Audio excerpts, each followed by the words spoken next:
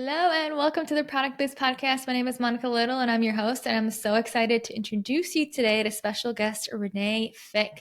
This is such a great episode about how to leverage your menstrual cycle in order to be more productive, to have more energy, to have more momentum, depending on what part of the cycle you are in. We're going to talk about the 4 different stages of the cycle, where you should focus in your business, when you should rest in your business, how to keep making progress in your business, even when during certain weeks of the month, we obviously maybe feel a little bit moody, a little emotional, a little drained, versus other weeks of the month, we feel excited and motivated and ambitious to reach our goals. So there's a method to the madness in terms of tracking your cycle and knowing what to work on during different phases of your cycle to make the most of it. And Renae is an expert on this topic, so I'm so excited to have her here to share her insights with you. A little bit about Renae before we dive in. She is a cycle business coach, and she has had the honor of empowering hundreds of women to redefine the way that they work. She'll tell you a little bit about her story as a mom to 3, a husband with a brain tumor, going through multiple different businesses and side hustles with the hopes of creating financial freedom and time freedom. But she was completely burnt out and didn't know if it was possible to raise a family and build a business at the same time. When she started to actually use her body's natural rhythm, it allowed her to 5x her revenue, grow her business like crazy while working fewer hours and feeling so much more balanced along the way. And this is all because she discovered the power of her menstrual cycle. She is a go-to expert and sought-out speaker when it comes to creating a cycle-based feminine approach to building your business. She's the host of the Cycle Advantage podcast and the founder of Your Cycle Advantage program, empowering women to integrate their bodies within their business for higher levels of success. So excited to introduce you to Renae. So let's jump right into it. Well, hello and welcome, Renae, to the Product Biz Podcast. I'm so excited to have you as a guest here today. Oh, I am so thrilled. Thank you so much for having me. Oh my gosh, I know we've been back and forth, and I'm glad we got this scheduled because I know we're going to have such a great conversation, and you're such an expert all about really how to leverage your menstrual cycle. And I think this is such like a hidden superpower for women that isn't really talked about and isn't, well, not enough, right? So I'm super excited to have you here. But before we dive into your expertise around this topic and how business owners can really use this to have more energy, productivity, and momentum, I would love for you to just introduce yourself for the person listening so they have some background on who you are and what you do. Of course. So yeah, my story starts if I were to like encapsulate it, right? Like starts about 5-6 years ago when I was pregnant with my daughter and my husband was diagnosed with a brain tumor. And so it was this like whirlwind year of trying to figure out like, is this really the life I want to live? Can we do something else? Like if we are never guaranteed tomorrow, how do we live today and fully enjoy today? And so that's when I started my business. But I started a network marketing business at the time because it seemed like that was an easy way to get in and get started, and found myself hustling my booty off, right? Like so many people are like, oh, I could do this business and I could create this whatever and it'd give me so much freedom. And then you get into it and you're like, oh my gosh, I'm working so much more than my 9 to 5. So I was like squeezing in, trying to build this side hustle on the side of working what I thought was my dream job. So I was like pumping. I can remember like sitting in the lunchroom, like pumping, eating food and trying to build my business on my phone at the same time, like in between those breaks.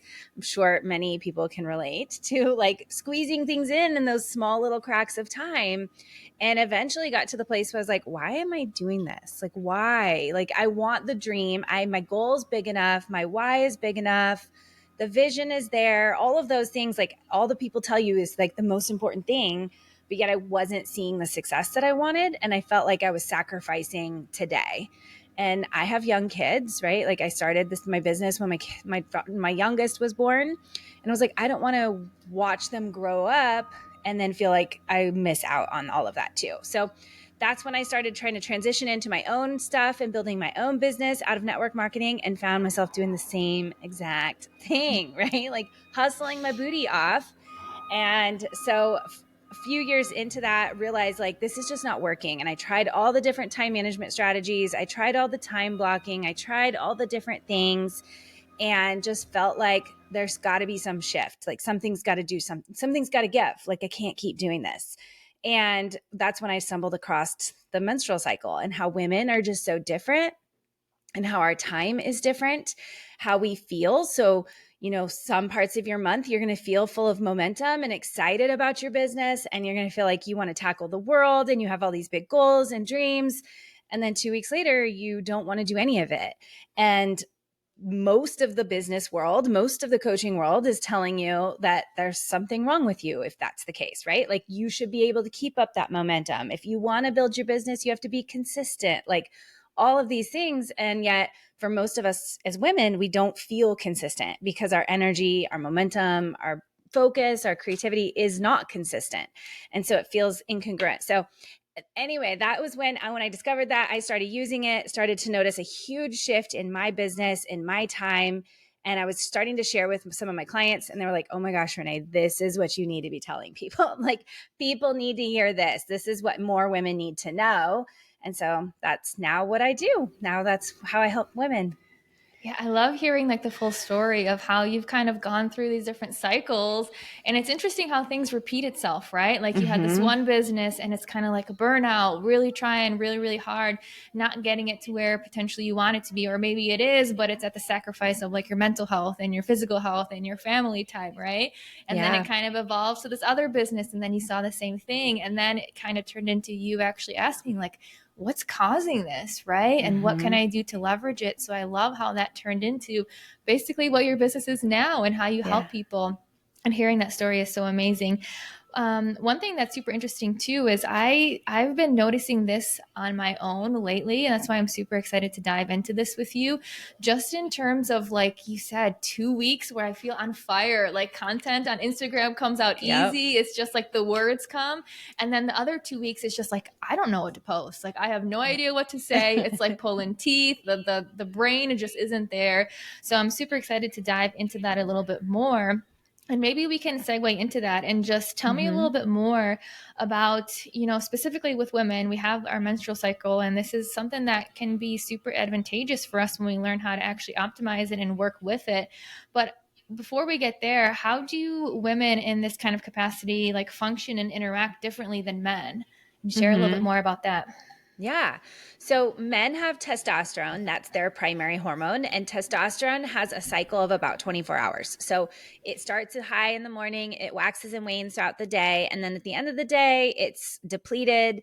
If you are married to a man, you might notice they come home from work and they sit in their car for 20 minutes before they come in the house, or they spend an hour on the toilet at the end of the day. Like all these things, like that's their way of recharging. I always say that, and almost all the women are like, oh my gosh, yes, my husband does that. He comes and he Locked in the sits. bathroom. Yes, yes. And it, like, so now like it's shifting, like that's his way of recharging at the end of the day, most of the time, right? So but women have 28 days. So we have estrogen in the first half of our month and then progesterone in the second half of the month. And how those two hormones play out, they feel very different. So estrogen tends to be very like go get them. It's big energy. It's lots of momentum. It's a lot of outward energy. So it's a lot of like pushing things out into the world, getting big things up off the ground, very creative, very focused. If you feel very ambitious, like you're like, I could tackle these big goals, like that is probably estrogen playing out for you. Progesterone is the opposite. Progesterone tends to be more of an inner phase. So you want to recluse back. You want to maybe you have more self-doubt. You have more fears. It's oftentimes a very moody, emotional time too. Women are like, I want to burn down my business. I don't want to do this anymore. It's way too hard. Or like, so if you get to those states, like it's completely normal that you get to that place where you're like, I just can't do this. Like I suck as a mom. I suck as a wife. Like something's got to give. And so those are the two hormones that play out for women. So as you move through the month, each one of those kind of, we break it down even more into like different phases. They each impact us, how we show up in our business, how we show up in our lives, how we change things. So for men, if you have like a time block on your schedule for Monday this week, Monday next week, Monday the week after, it's going to be the same for men. Whereas if you, for instance, if like this is your podcast time block, you've got like this time I'm going to do my podcast. there's going to be some weeks where you want to do it and some weeks where you're not going to feel it. And Mm. some weeks where you show up and you're going to be like on fire, you're going to feel full of momentum and energy. And it's like, this was a great podcast. And other ones where you're like, I recorded that 5 bajillion times and it still didn't feel like it landed. Right. Right. And so we can force ourselves to do it consistently like that, like men, but that's what's going to happen is we're going to end up redoing things, doing it over and over again. Or like you said, you're going to sit there and stare at the computer screen and feel like I just have to post and get something out there. And then it's crappy. And then you're like, why did I even post in the first place? Right. Yep. Versus really leaning into and knowing where those rhythms are going to be. Then you are able to strategically plan ahead and actually maximize on when you're in that flow, when you're in that momentum, when you're in that phase. And then when you're in that progesterone phase, that's actually a really great riding time. It's probably not a really great being on camera and like being on social media time, but riding is a very powerful time. So each one of the phases actually has benefits that are what we would call quote unquote productive Mm-hmm. that contribute to our business, but it looks different, right? We're not doing one project from start to finish in that phase. Like it may look like 1 week you're recording the podcast, 1 week you're actually putting it out there, 1 week you're writing the content for it, 1 week you're editing. Like it's just got this rhythm versus we do it start to finish all together. And if that makes sense. Yeah, absolutely. That So, makes total sense. So, two questions that came up. I love how you yes. said like estrogen is when you have this big ambition and motivation, and the other 2 weeks where it's the progesterone, which is more Mm-hmm. of like the inner phase and you feel a little bit more fear and moody. How do we know what phase we're in? I think obviously people can probably tell just by their moods, right? But is there a Yeah. way basically by like when your time of the month is, what follows is what phase? Can you tell us more about that? Yeah, for sure. So, yeah, the first would be to track your cycle, right? Most women are not tracking their cycle. So, that would be number one is to track where you're at. So, you would start with your menstrual phase. I like to call that the recharge phase because that's what it's really geared towards is helping you recharge. So, if you think of like I live in Southern California, we have Teslas absolutely everywhere. I think it's probably the most popular car on the road these days, but it goes from 0 to 60 in 3 seconds. It's like an uber fast car. But if you don't plug it in, it's not going to go anywhere, right? And Mm-hmm. we as human beings are the same way. Like we have to recharge. And so see that menstrual phase as your time of being able to recharge and have that reminder every single month like, hey, I need to slow down. I need to pull back because right after that is that acceleration phase. So your estrogen picks up right after there. So I call that the accelerate phase. That is your phase of like getting big things up off the ground, pushing big projects, being really what we call productive in the more of the masculine sort of ways of productivity. And so we want that energy, right? Like we want to be fully fueled to be able to lean into that accelerate phase with our maximum amount of energy. And then we reach up the top of where estrogen kind of peaks out is ovulation. So that is your connect phase, your phase when you're the most connected to other people, you're the most radiant, you're the most beautiful, you're the most like communicative, you can communicate the most articulately.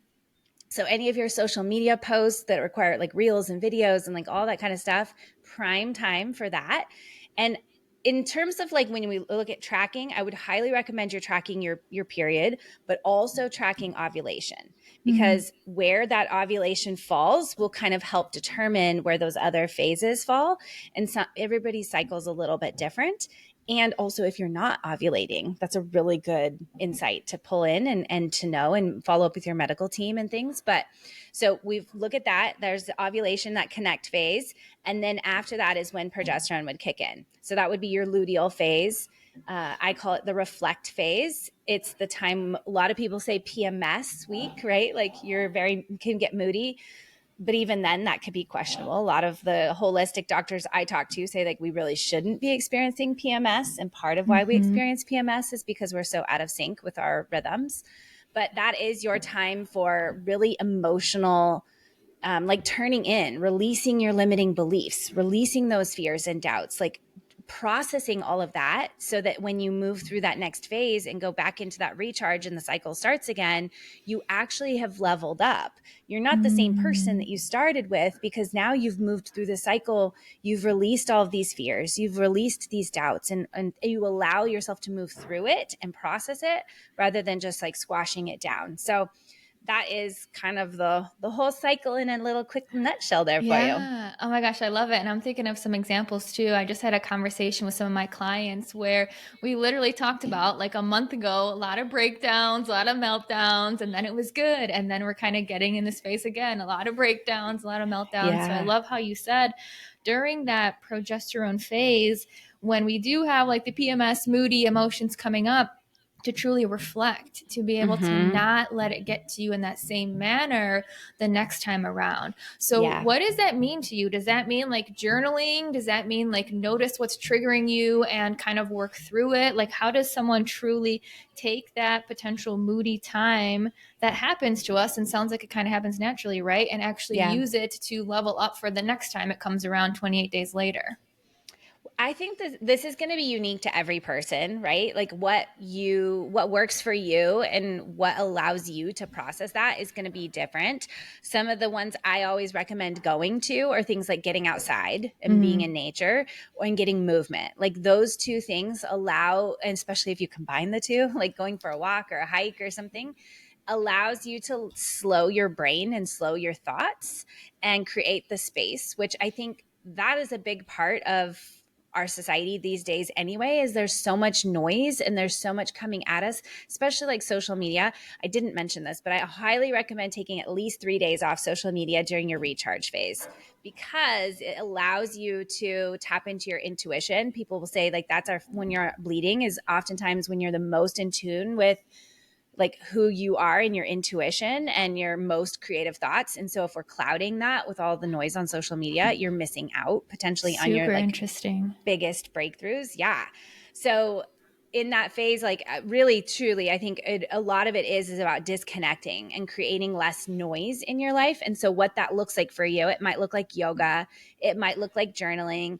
It might look like meditating. It might look like going outside and going for a walk, or, just doing something that you enjoy. Like there's times when I live by the beach and I'll go sit down at the beach and just sit there and let the kids run wild and havoc, and just allow me to sit in that space, and that can do it for me. But I think really it's combining that stillness and space that so much we don't get so much of that because of social media. And especially if we're building businesses, right? We're almost on all the time, and we're going all the time, whether it's social media or businesses or producing or whatever it is, that having that moment to pull back and still and slow down is really invaluable for our growth in so many different ways. Yeah. And I love what you Yeah. said about slowing down and like finding what you do during that reflect period when we are feeling more moody is truly just knowing like what lifts your spirits, right? And I think a lot of Mm-hmm. people don't know that. I don't think a lot of people Yeah. know. I think a lot of people, when they're having a bad day, which I totally get it, like have your emotions and feel it. We don't need to like Yeah. bury or pretend anything's not there, but you have to have these things in your back pocket of like, okay, if I'm having a crappy day, if my mood is low, I'm going to acknowledge my feelings. Maybe I'm going to have a little bit of an emotional roller coaster for like an hour, but then I know that if I go for a walk and get some fresh air and leave my phone at home, that I'm going to come back feeling at least a little bit better, just so like my Mm-hmm. whole day isn't entirely ruined from like feelings, emotions, moods that kind of come at us Yeah. sometimes, which what feels like randomly, right? Yeah. Well, and I think that this too, like just knowing that you have these cycles playing like they're playing in the background. It's like a computer, right? We don't pay attention to the hardware and the software, but it's running all the time. And the only time we notice that it's running is when something crashes. And then we're like, crap, it's not working, right? Like it impacts us. And so when we think about like our hormones are doing this for us all day long, there's these things happening to us in the background all the time. And so when we bring our attention to it and we bring that awareness to us, it almost gives us a sense of permission. It gives the permission to slow down, right? So when you're not feeling that energy, or you are feeling a little bit moody, or you are feeling a little bit triggered, it removes the sense of feeling guilty that you can't keep up, or that you're not performing, or that you wonder like, why can't I do this? Or why can I not keep it together? Or why am I feeling so triggered? It kind of takes some of that that off and the guilt, and allows you that permission to be like, you know what, this is what my body needs. This is what I need right now. It's not that I'm incapable. It's not that I can't do it or that there's something wrong with me. It's just, this is a part of my natural rhythm. And I know if I lean into this rhythm, I'm actually going to be better off than if I try to just keep pushing through. And so I think Yeah. that is a huge piece of that with the women that I work with, is just acknowledging when they are feeling that way or when they are feeling that moody, that it's this permission to, yeah, turn the computer off, or yeah, put things away for a little while. Like, it's okay to take a bubble bath and say, kids, I'm skipping bedtime tonight. Like, Mhm. it's okay to do those little things and know that it's not all the time. It's just this rhythm. And this is what your body needs right now in this moment. Mm-hmm. Yeah, I think that's so Mm-hmm. beautifully said. And a couple things that I want to add on to that, just to get your perspective, kind of as we're talking about the progesterone period, like when PMS, the week before the period, and all Yeah. those things. So two things that I want to ask you. Number one, you mentioned that this is kind of like riding time. So I would love to know what you mean Mm-hmm. by that. And number two, since you said this is kind of like the reflect period, don't go too hard with like your goals and your ambitions and work because it's just not in sync with us. How do people who are working on growing their business still make sure that their business is growing while also acknowledging that, like, hey, this week is going to be a tough week and maybe I shouldn't push right now? Yeah. Well, I think it's just reframing too a little bit of like what we define as productive and what productivity looks like. So sometimes we think it's like this the creation, right? The putting things out there and the doing big things that we put so much glamour on, as in the sense of like that's what it takes to run our business. But even to go into the sense of like, yeah, writing. So if you've ever sat down and sat at the computer and felt like the words just flow out of you Oh, easily and writing. effortlessly, I thought you yeah, said writing. riding. Okay, Like, writing, right, writing. like I don't know why I thought, like, when you said riding, I was like riding a cowboy, but that's not what you meant. Well, I thought you said riding. That's why I'm like, tell me what you mean by riding fast. Okay. You mean like writing. Okay, perfect. But Like yes, keep going. typing. Yes, Yes. yes. So if you feel like your words are just like flowing out of you and you feel very emotionally connected, right? So much of what we do on social media, or when we're selling a product or we're selling something, is helping create an emotion with our audience, right? We're telling a story or we're captivating them in some way, and it's going to be so much easier to do that when you feel those emotions, right? Interesting. When you're feeling like whatever, the high or the lows or the whatever, when you're feeling very emotional, you're going to be able to write really juicy content, versus when Hmm. you're in that more like logical production sort of space, your head thinks different. And so your brain isn't thinking creative. Your brain is thinking like, produce and all these. So it's just different. But on the same token, that phase, the other question you had, what was it? You said something, we Oh, talked about the just writing, like, and then, yeah. So, what do you recommend oh, people to about do during that time just to keep keeping. progressing their business? Is it like plan ahead? I like how you said focus on like writing and emotion, but what else do you recommend during Yes. that time? So this phase is actually what I call kind of like your dot your I's, cross your T's phase. So it's a very detail oriented phase. So you can be very productive in this phase, but it's very meticulous kind of productivity. So it might look like cleaning out your inbox. It might look like cleaning up your whatever, your systems. Like it might be organizing. I tend to be one that, like, when I'm working on projects, everything just goes into my downloads folder, and I just grab it out of my downloads folder. And then like once a month, I'll go in and be like, oh, this is where these should actually go, Yes. and where they should actually live, not just in my downloads folder all the time. Or it can be a really great time for like proofreading or editing or like any of that. Like it's, progesterone's like your pregnancy hormone, right? So think of like nesting. So you might feel very nesty. You can still be very productive. It's just not necessarily I'm pushing big products out in the world. It's a little bit more inner, behind the scenes type of productivity, if that makes sense. Mm. If you have ever noticed, like maybe there's a time where you've randomly been like, you know what, I just want to declutter my entire closet one afternoon. It's probably this phase So because interesting. your brain is just like, let's clean it out. Let's clear it out. Let's get things organized, get things detailed, get things back in line. And it makes sense because then you go into a phase when you're supposed to kind of pull back and rest.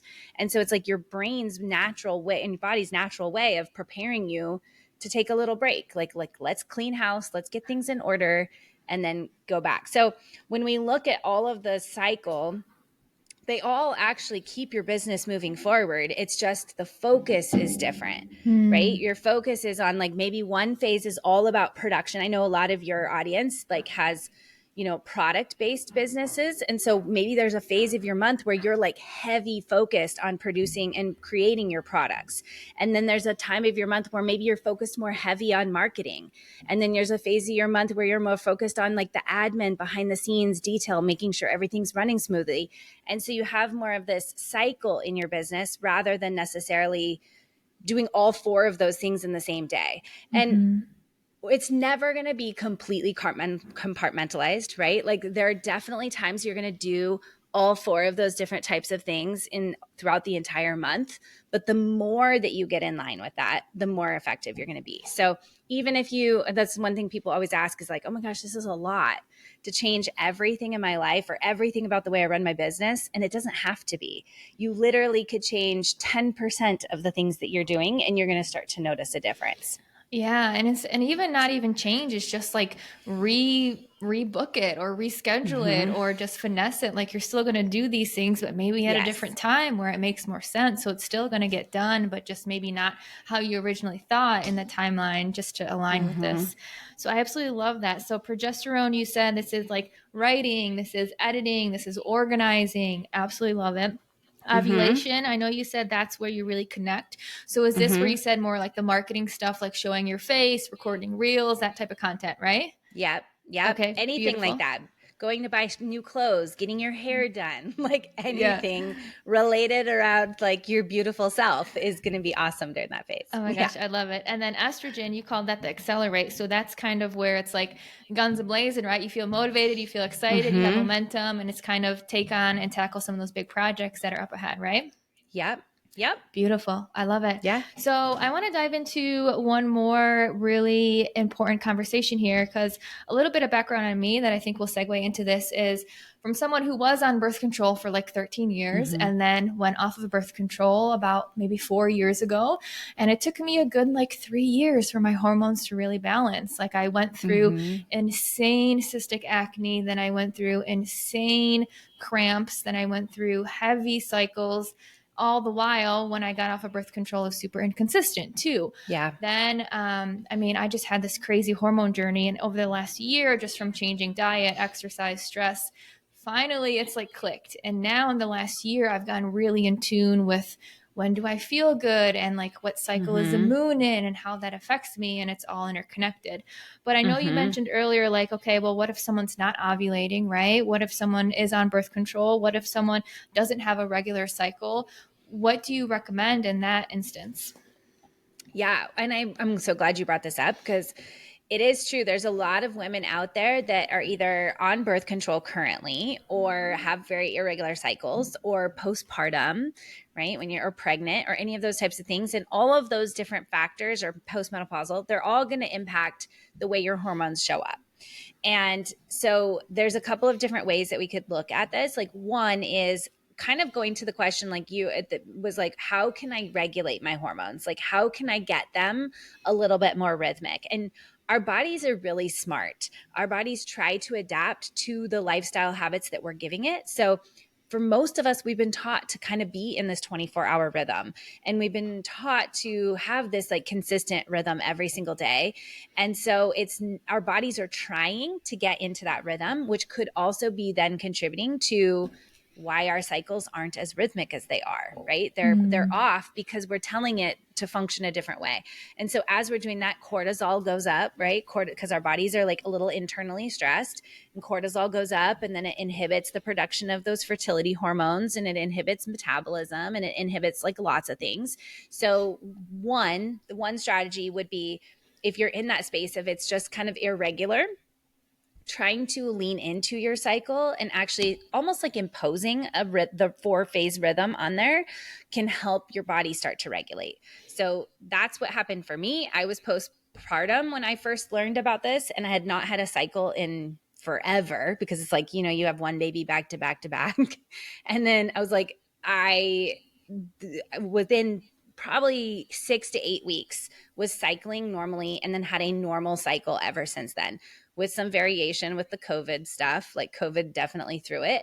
But prior to that, before I had babies, I was like 60 days, 40 days, 30 days, like all over the place. I was not a very rhythmic person.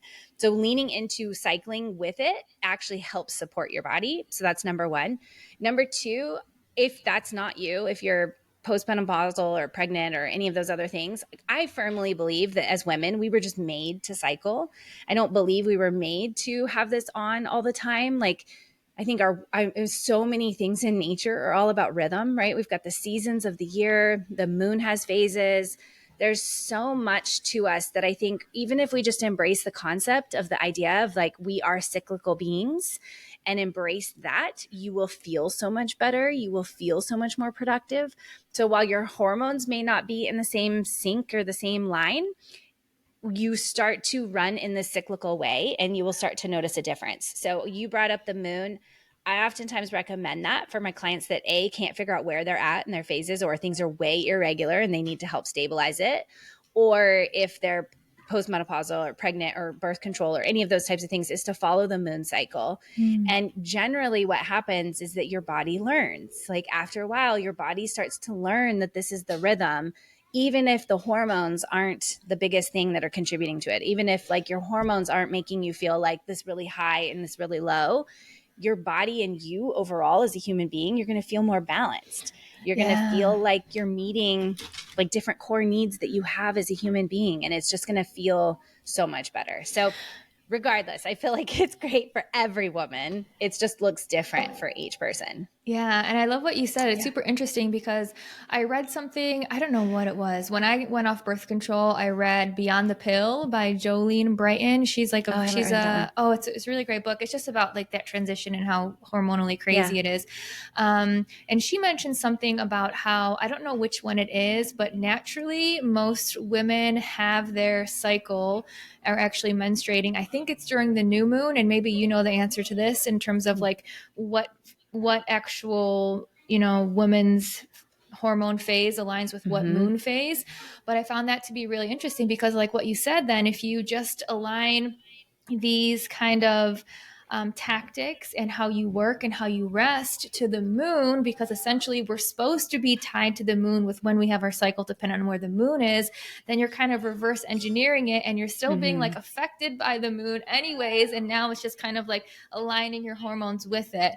So do you know, and let me know too, because this is totally a question kind of off topic, but do you know, for example, like when the moon is getting smaller, when it's about to be a new moon, that means progesterone and it's kind of like the reflect phase. Do you have any guidelines on that? Yeah. So if you think about like the full moon being bright and radiant and shining, that's your ovulation phase. So the new moon would be, it's like dormant and quiet and behind the scenes. That's your recharge. So that would be your menstruation phase. So you kind of follow the same rhythm. It's just like new moon is menstruation and the full moon is like bright and shining you, like you're radiant, right? And I have read certain things, and I'd have to dig into it more, but I've read some studies or some information that has talked about, tribes of people that don't have access to artificial light, that only have more of like the moon and fire and things like that, that they tend to cycle with the moon pretty consistently. So then there's been some stuff I've read in terms of that is like, well, maybe all these artificial lights, like my son just came and handed me my cell phone trying to get me to unlock it. But like the cell phones at night, right? Like we're laying in bed looking at our cell phones and we have that artificial light that's impacting our circadian rhythms and our production of melatonin. It's impacting so many different things. And so you think all of these factors are contributing to why our cycles are off. And so there's so much. Like, I mean, our bodies are so complex. Our environments are so complex. Like, right? Like we could say, oh, it's artificial light. Oh, it's pesticides. Oh, it's this, or oh, it's that. And it's like,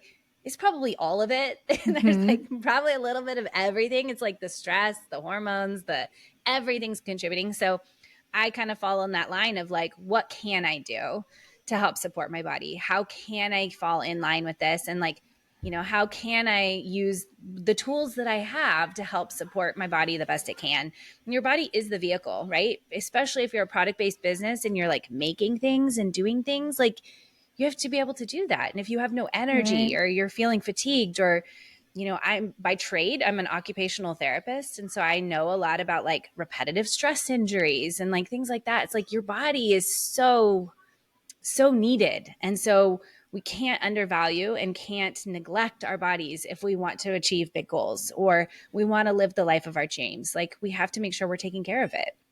Yeah, I agree with that Yeah. so much. And that was like a big lesson with me as I went off birth control and went through that craziness. It's like, I need to figure out what has caused my body to be so much out of whack. I mean, number one, because I was on birth control for so long, which then I found out it's not supposed to be a long-term solution. And I was like, oh, well, that's Mm-hmm. interesting. I've been on it for 13 years. Yeah. But then trying to like reverse all of the damage from that, right? By like truly eating Yeah. healthy and managing stress and staying away from like news and social media, unless it's like Mm-hmm. work related and me having to be on there. So it's funny that you said the light thing too. And maybe this is one of those men versus women differences, but ever since we moved to Arizona at like 6 p.m., I turn all the lights off and I literally live by candlelight. But my Uh-huh. husband goes around and like turns the lights on. And I'm like, you got to stop with the lights. So it's so funny that you said that. Maybe it's like the woman thing that I'm like aligned with the moon and the natural light. And he's just kind of like testosterone turning the lights on everywhere he Yep. goes. So I just thought that was kind of hilarious that you said that. But yeah, super interesting. I mean, we can track through the moon, we can track through how we Mm-hmm. feel. I know you also mentioned just tracking like your ovulation and your cycles in general. Is there like an app or a way to do that? Do you just recommend like writing it down on paper? What do you recommend for that? Well, my number one thing is going to be what's going to work best for you because all of us are different, right? So if you are one of those people that loves your phone and you're like with your phone all the time and you want to just put something in there and kind of track it in your phone and have it that way, that's great.